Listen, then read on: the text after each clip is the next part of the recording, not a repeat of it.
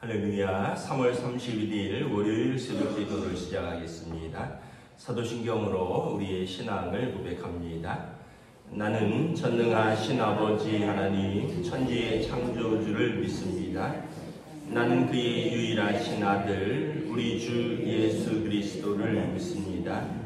그는 성령으로 잉태되어 성정녀 마리아에게서 나시고 본디오 빌라도에게 고난을 받아 십자가에 못 박혀 죽으시고 장사된 지 사흘 만에 죽은 자 가운데서 다시 살아나셨으며 하늘에 오르시어 전능하신 아버지 하나님 우편에 앉아 계시다가 거기로부터 살아있는 자와 죽은 자를 심판하러 오십니다.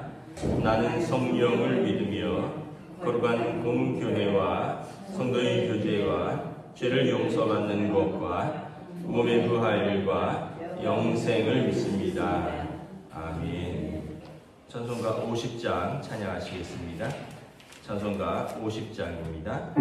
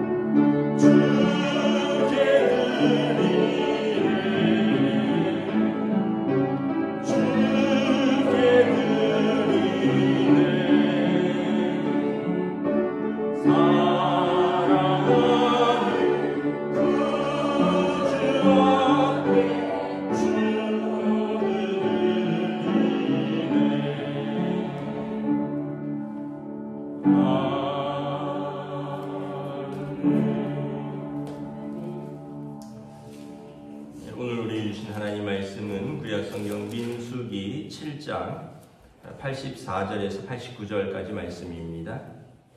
민수기 7장 84절에서 89절까지 말씀입니다. 다 찾으신 줄 알고 저 여러분들이 한 절씩 교독하겠습니다. 208페이지입니다. 민수기 7장 84절에서 89절입니다. 이는 곧 제단에 기름 바르던 날에 이스라엘 주의관들이 드린 바 제단의 봉헌물이라. 은쟁반이 12이요 은바리가 12이요 금그릇이 12이니 은쟁반은 각각 130세겔 무게요 은바리는 각각 70세겔 무게라. 성소의 세겔로 모든 기구의 은이 모두 2400세겔이요 또 향을 채운 금그릇이 12이니 송소의 세겔로 각각 10세겔 무게라. 그 그릇의 금이 모두 120세겔이요. 또 번제물로 수송아지가 12마리요 수디양이 12마리요 1년 된 어린 수디양이 12마리요 그 소제물이며 속죄제물로 수염소가 12마리이며 화목제물로 수소가 24마리요 수디양이 60마리요 수염소가 60마리요 1년 된 어린 수디양이 60마리라. 이는 제단에 기름 바른 후에 드린 바 제단의 봉헌물이더라. 모세가 회막에 들어가서 여호와께 말하려 할 때 증거그 위에 속죄소 위에 두 그룹 사이에서 자기에게 말씀하시는 목소리를 들었으니 여호와께서 그에게 말씀하심이었더라. 아멘. 할렐루야. 오늘 또 새로운 하루, 새로운 한 주가 시작됩니다. 또 7월의 마지막, 3월의 마지막 날이고 또 내일 또 4월이 시작됩니다. 하나님께서 주신 하루하루가 또 우리가 선물로 주신 귀한 날인 줄 믿고 오늘 하루도 은혜와 평강으로 살아가는 복된 날 되시기를 축복합니다. 지금 민수기가 광야 생활의 출발을 다루고 있다고 했죠. 광야 생활, 이제 이스라엘 백성이 이집트에 있을 때는 노예로 살았습니다. 그러다 보니까 노예는 뭐 주인이 시키는 대로만 하면 되는 거죠. 그리고 잘하면 뭐 좀 더 얻어먹고 못하면 매도 맞고, 그렇지만 자유가 없고 또 과중한 노동에 시달리고, 하나님께서 부르짖은 그들을 이제 광야로 불러내셨습니다. 이끄신 목적은 그들을 자기 백성 삼으셔서 약속의 땅으로 이끄시고 또 자유인으로 삼기 위함입니다. 그러려면 이제 광야로 나와서 첫째는 하나님을 섬기는 법을 배우고, 두 번째는 이제 자유인으로 사는 법을 배워야 되죠.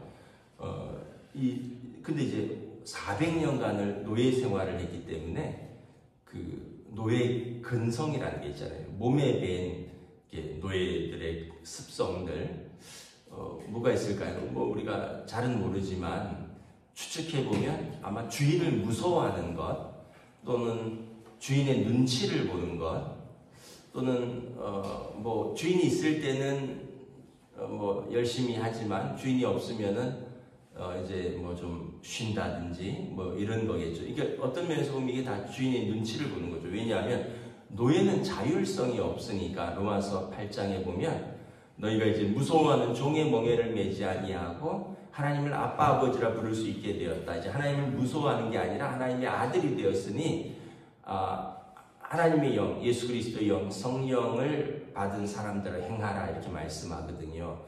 그런데 이제 무서워하는 종의 영에 매여 있을 때는 그 법대로 가는 거죠. 그리고 율법대로 하다가 잘못하면 매를 맞고 뭐 이런 것처럼. 그래서 이제 이스라엘이 이거를 몸에 익히는 겁니다. 그래서 하나님의 법을 배우고요. 그리고 자기들이 이제 어떻게 진을 짜서 어떻게 출발해야 되는가, 이런 것들을 다 배우는 겁니다. 그래서 민수기 앞에서는 각자 이제 전투에 나갈 만한 20살 이상의 남자들을 다 숫자를 세웠고, 또 그래서 성막을 중심으로 동서남북으로 진을 짰고, 그래서 동쪽에는 어느 지파가, 서쪽에는 어디, 남쪽에 어디, 북쪽 어디, 출발은 어느 지파가 먼저 하고, 뭐 그리고 레위 지파는 회막을 맡아서 뭘 기둥을 세우고, 뭐 덮개를 덮고, 뭘 나르고, 어떤 거는 어깨로 나르고, 어떤 거는 뭐 이런 것들을 다 규정을 합니다. 그런 다음에 이제 6장 22절부터 보면 하나님께서 출발하기 전에 아론을 통하여 선포합니다. 내 백성에게 이렇게 축복하라. 여호와는 내게 복을 주시고 너를 지키시기를 원하며, 여호와는 그의 얼굴을 내게 비추사 은혜 베푸시기를 원하며, 여호와는 그 얼굴을 내게로 향하여 드사 평강 주시기를 원하노라. 그래서 하나님께서 광야 생활을 가는 동안에 내게 복을 주시고 너를 지킬 것이고, 하나님께서 얼굴을 내게, 광야 생활 내내 내게 얼굴을 비추시고 은혜 베푸시고, 광야 생활 내내 하나님께서 얼굴을 너희들을 향할 것이고 평강 주시기를 원하노라. 그리고 축복하고는 이제 이스라엘 백성이 하나님 앞에서 이제 번제와 번제와 큰 제사를 드리고 출발하는 겁니다. 그러면서 이제 이 각 지파가 예물을 드려요. 7장은 전체가 이제 예물을 드리는 내용입니다. 어느 지파가 무슨 예물을 드렸고 어느 지파가 무슨 예물을 드렸고, 그래서 7장 전체를 다 읽지 않은 것은 계속 같은 내용이 반복되기 때문에 그렇습니다. 이제 보면 거의 12지파가 명령한 대로 다 하나님 앞에서 예물을 드립니다. 다 하나님 앞에서 이제 하나님을 섬긴다는 것을 의미하는 것입니다. 그리고 또한 이제 이 총계를 보면 다 12의 배수입니다. 동일하게 예물을 드렸다라는 것입니다. 그리고 이제 이것을 다 마친 후에 모세가 89절에 회막에 들어갔는데, 회막에 들어가니 증거기 위에 속죄소의 두 그룹 사이에서 자기에게 말씀하시는 하나님의 목소리를 들었습니다.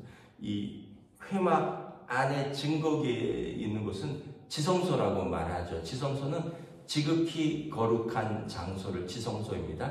그래서 성소가 있고 지성소 있죠. 성소와 지성소를 휘장으로 가리우고 지성소 안에 증거계, 언약궤의 뚜껑이 있고 언약궤를 덮은 뚜껑이 속죄소인데, 속죄소라고 부르는 이유는 그곳에서 대제사장이 1년에 한 번 양의 피를 바르고 자기와 자기 백성을 위하여 하나님의 죄를 용서를 구하며 하나님께서 그곳에서 죄를 용서하신다 해서 속죄소라고 하는데, 언약궤의 뚜껑입니다. 천사가 이렇게 모양으로 해서 뚜껑으로 이렇게 덮여져 있죠. 조각목으로 만들고 금으로 싼 천사의 형상이 이렇게 이 언약궤의 뚜껑인데, 이것을 속죄소라고 했습니다. 속죄소에서 하나님께서 자기 백성을 만나 주시는 겁니다. 그러니까 하나님께서 이 예물을 기쁘게 받으신 거예요. 그리고 속죄소에서 말씀합니다. 말씀드린 대로 이것은 자기 백성의 죄를 용서하는 것이요, 또한 하나님 임재의 장소고, 그리고 하나님께서 모세에게 말씀하시는 장소입니다. 그래서 이 속죄소에 이제 모세가 하나님의 이제 영광을 보지 않으려고 너무 두려우니까 향을 가지고 와서 피우거든요. 그래서 이때의 그 향을 하나님의 영광의 상징이라고 해서 쉐키나라고 합니다. 하나님의 임재의 상징, 하나님께서 임재하시는데 모세가 감히 하나님의 얼굴을 뵐 수 없으므로 이제 그곳에 향을 가득 피우는데 하나님께서 임재하신다, 이런 의미죠. 이 속죄소는 오직 모세, 나중에는 대제사장만 들어가는데 거기에 하나님의 임재가 있고, 하나님의 임재가 있는 곳에 하나님의 속죄, 용서가 있는 거죠. 그러면 어떻게 돼요? 자기 백성은 안심하는 거예요. 모세에게 아론을 통하여 축복하라고 하는 것처럼, 하나님께서 우리를 지키시는구나. 하나님께서 우리에게 얼굴을 향하시면서 은혜 베푸시는구나. 하나님이 우리에게 얼굴을 베푸시고 우리에게 평강 주시는구나. 이걸 아는 거죠. 그러니까 회막이 이 이스라엘 진의 한 정중앙에 있잖아요. 그래서 정중앙을 이렇게 바라보면 동서남북 어디에 있든 자기 지파가 회막을 바라보면 그 중심에 하나님의 임재의 상징이 있는 거예요. 불기둥과 구름기둥이, 낮에는 구름기둥이, 밤에는 불기둥이 그들을 눈동자와 같이 지키고, 또 이렇게 모세가 들어가는 날에는 하나님의 영광이 회막 위에 가득해서 자기 백성에게 복 주시고 자기 백성을 지키시고 자기 백성에게 얼굴을 향하시고 은혜 베푸시고 자기 백성에게 얼굴을 향하시고 평강 주시는 하나님이 우리 가운데 있다는 걸 확신하는 거죠. 그러니까 얼마나 기쁘겠습니까? 그래서 백성들이 힘을 다해서 이 하나님 앞에 이제 제물을 드린 거죠. 그러니까 이게 이제 축제인 거죠. 그러니까 하나님은 자기 백성과 함께 하셔서 기쁘시고요, 자기 백성은 하나님이 우리와 함께 하시니까 이제 제물을 올려 드리는 겁니다. 그러니까 이 하나님이 함께 하시는 것은 축제인 거예요. 그래서 여러분, 예배는 하나님이 우리와 함께 하시는 시간이고 우리가 하나님과 함께 하시는 시간이라서 축제인 거예요. 우리가 예배를 기쁘게 드리시는 거죠. 여러분, 하나님이 함께 하시면 물론 이제 좀 두려움도 있고 또 거룩함도 가득하죠. 왜냐하면 하나님의 임재의 영광이 가득 두렵기도 하니까. 그렇지만 얼마나 기쁘겠어요. 하나님이 우리와 함께 하신다. 그 좋으신 하나님, 천지를 창조하신 하나님, 그 구원의 하나님, 의의 재판장이신 하나님이 자기 백성과 함께 하신다. 그리고 그 하나님 앞에 예배드리고 그 하나님 앞에 이제 이스라엘 백성이 제사 드리는데 너무 기쁜 거죠. 그러니까 아까우지 않게 그들이 기쁨으로 제물을 올려드리는 것입니다. 히브리서에 보면 이곳이 이 증거계의 속죄소를 시은좌라고 표현합니다. 시은좌, 시 베풀 시자에 은혜 은자에 보좌 좌자입니다. 하나님이 은혜를 베푸시는 자리이다. 그래서 예수 그리스도를 통하여 이제 그 지성소의 휘장이 갈라지고요. 그리고 우리가 하나님 앞에 나아갈 길이 열렸습니다. 우리의 대제사장 예수 그리스도로 말미암아 우리가 그 길로 나아갈 길이 열렸으니 때를 따라 돕는 은혜를 얻기 위하여 은혜의 보좌 앞으로 담대히 나아가라. 구약시대에는 모세나와 대제사장만 나아갈 수 있었던 그 은혜의 보좌를 우리가 마음대로 이제 마음껏 나아갈 수 있다라는 거예요. 어떻게 비유를 들을 수 있냐면, 고대에는 왕에게, 지금도 그렇겠죠. 대통령 앞에 나가면 경호처에서 일단은 총을 들고 막잖아요. 어떤 사람인지 모르니까. 그런데 누구는 마음껏 나아갈 수 있습니까? 아들, 딸은 마음껏 나아갈 수 있는 거죠.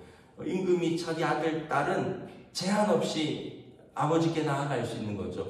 그런데 다른 신하들이나 다른 어떤 변방의 장군들이 임금을 만나려면 사전에 보고해야 되고 시간 약속을 잡아야 되고 신청서를 해야 되고 들어가기 전에 무기가 없는지 몸수색을 해야 되고 그리고 또 그냥 들어갈 수 있나요? 뭘 이렇게 선물을 가지고 들어가야 되고 그렇게 해서 옛날에는 왕이 신하를 만났을 거예요. 그런데 아들은 딸은 언제든지 약속 안 잡고 나아가도 되는 거예요.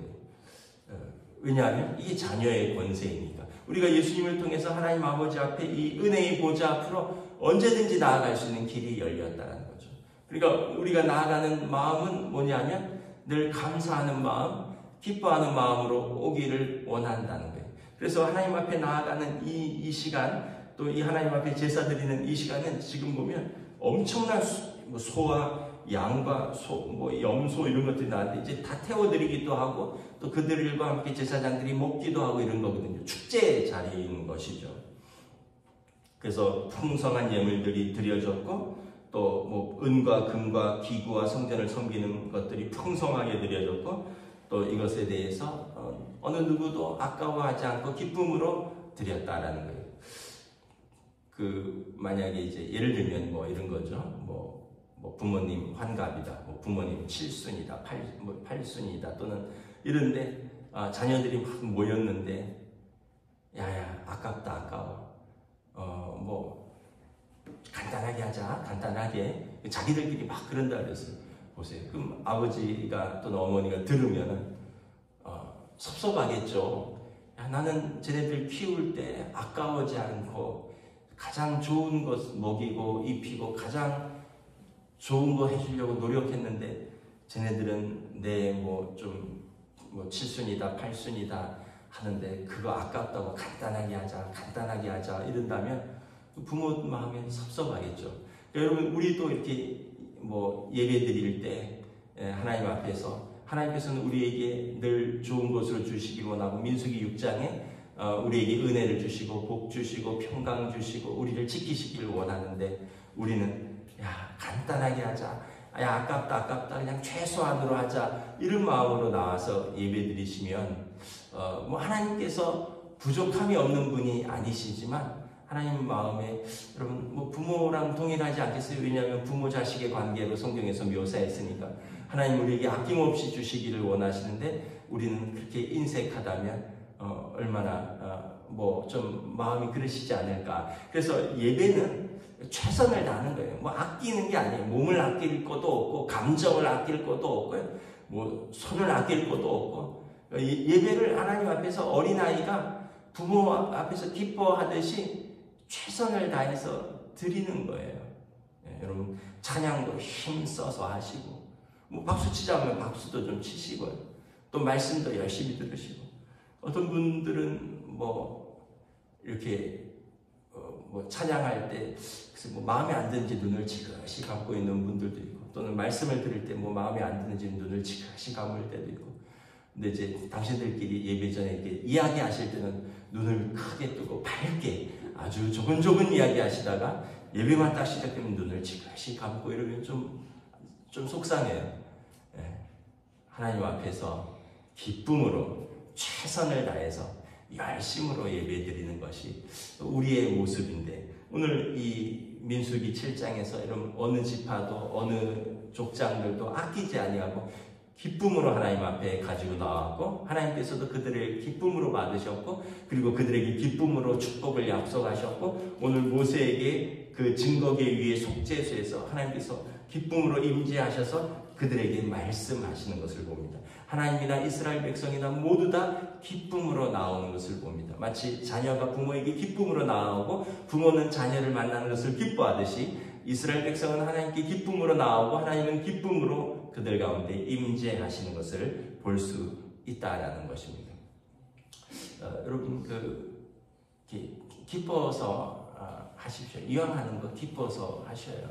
이왕 하시는 거 열심히 하셔요. 우리 인생이 길기도 하지만 또 이렇게 그렇게 길지도 않아요. 그리고 또 우리가 기쁨으로 할 수 있는 날들이 또 이렇게 많지도 않아요. 왜냐하면 우리 인생이 절반은 안 기쁜 일들이고요, 절반은 기쁜 일들이에요. 그런데 우리가 이 기뻐하면 좀 절반 슬프고 괴로운 일들도 기쁨으로 상쇄할 수 있는 거예요. 근데 기쁜 순간에도 기쁨을 표시하지 못한다면 그럼 이제 절반 슬프고 절반 괴로운 일이 우리 기쁨을 잡아먹는 거죠. 그래서 이왕 사는 거 기쁘게 사시는 거예요. 이왕 먹는 거 맛있게 드시는 거예요. 이왕 대접하는 거 기쁨으로 대접하는 거예요. 이왕 이야기하는 거 여러분 마음을 다해서 최선으로 이야기를 하시는 거예요. 언젠가 전에 선배 목사님하고 이렇게 뭘 이렇게 먹는데 저는 나름 맛집이라고 생각하고 이렇게 모시고 갔어요. 그래서 제가 막 먹으면서 여기가 맛집이라고 막 먹는데 그분이 뭐라 그러시냐면, 박 목사는 그 미식가가 아니고 대식가구만 이러더라고요. 그러니까 당신이 볼 때 뭘 먹어도 맛있게 먹고 또 많이 먹고 이런다는 거예요. 그래서 그분이 이제 그런 이야기를 하시더라고요. 근데 요즘 위장이 안 좋아서 너무 많이 먹거나 뭐 이렇게 하면 좀 속이 안 좋긴 한데 이제 저에게 주는 다른 건 몰라도 먹는 은사가 있어요. 뭐냐면 가리지 않는다는 거예요. 저는 한식, 양식, 중식, 뭐 고기, 뭐 물고기, 뭐 소고기, 돼지고기, 뭐 닭고기, 뭐 면, 밀가루, 빵, 떡 가리지 않고 전 다 좋아하거든요.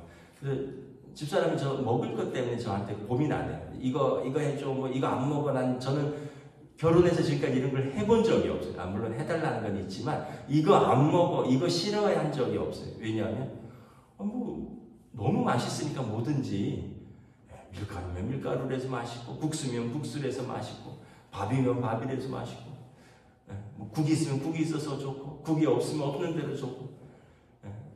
제가 제일 좋아하는 거는 그냥 막한 밥에다가 날계란 하나 딱 까서 뭐 간장으로 비벼 먹거나 아니면 채장아찌, 고추장 넣어서 비벼 먹는 거. 저는 이거를 제일 좋아합니다. 왜냐하면 물리지도 않고 제일 좋아해요. 그러니까 이제 제 얘기는 뭘 얘기하냐면 이렇게 까다롭게 살지 말고 기쁨으로 사는 거예요. 하나님 앞에서도 인상 쓰지 말고 사람 앞에서도 기쁨으로, 하나님 앞에서 우리 모든 것을 기쁨으로 살면 다 은혜가 되고 복이 되고 하나님께서 기뻐하시는 것입니다. 오늘 민수기 7장은 모든 백성이 기쁨으로 재물을 가지고 나오고 하나님도 기쁨으로 속죄소 위에 임재하시는 모습을 바라봅니다. 저와 여러분들이 오늘 하루 하나님이 주신 이 은혜의 삶, 선물로 주신 삶을 기쁨과 감사로, 그리고 또 열심히 또 자발적으로 마지못해서가 아니라 최선을 다해서 하나님 앞에서 사람들 앞에서 주어진 삶을 살아가는 복된 하루 되시기를 우리 주님의 이름으로 축복합니다. 기도하겠습니다. 하나님 은혜를 감사합니다. 오늘 주신 말씀을 통하여 이스라엘 백성이 이제 광야를 출발하기에 앞서서 모든 것이 끝나고 하나님 앞에서 12지파가 기쁨으로 예물을 드리는 것을 바라봅니다. 각 지파는 성전의 기물로 쓰기 위하여 금과 은과 예물들을 기쁨으로 가져옵니다. 그리고 제단을 위하여 소와 양과 또 염소를 기쁨으로 가져옵니다. 그래야 모든 12지파의 배수대로 모두가 동일하게 아끼지 아니하고 풍성하게 기쁨으로 가져와서 하나님 앞에 예배드렸고, 하나님은 그 제단의 속죄소에 기쁨으로 임재하셔서 모세에게 나타나십니다. 그리고 아론에게 내가 너희를 복주고 지킬 것이며 내가 너희에게 얼굴을 향하고 은혜 베풀 것이며 나는 너희들에게 얼굴을 향하고 평강 주기를 원하노라 친히 선포하시는 것을 바라봅니다. 하나님과 이스라엘 백성이 광야길이지만 서로 의지하고 사랑하고 하나님께서 이끄시고 이스라엘 백성은 순종하며 기쁨으로 출발하는 것을 바라봅니다. 우리 인생길도 고된 인생길이고 앞이 잘 안 보이는 인생길이지만 하나님 신뢰하면서 또 하나님께서 우리를 사랑하시는 것을 믿고 우리도 하나님을 사랑하며 순종하며 기쁨으로 우리의 인생길을 걸어가는 주의 백성들로 인도하여 주시옵소서. 감사를 드리오며 우리 주 예수 그리스도 이름으로 기도드리옵나이다. 아멘. 하늘에 계신 우리 아버지, 아버지의 이름을 거룩하게 하시며 아버지의 나라가 오게 하시며 아버지의 뜻이 하늘에서와 같이 땅에서도 이루어지게 하소서. 오늘 우리에게 일용할 양식을 주시고 우리가 우리에게 잘못한 사람을 용서하여 준 것 같이 우리 죄를 용서하여 주시고 우리를 시험에 빠지지 않게 하시고 악에서 구하소서. 나라와 권능과 영광이 영원히 아버지의 것입니다. 아멘.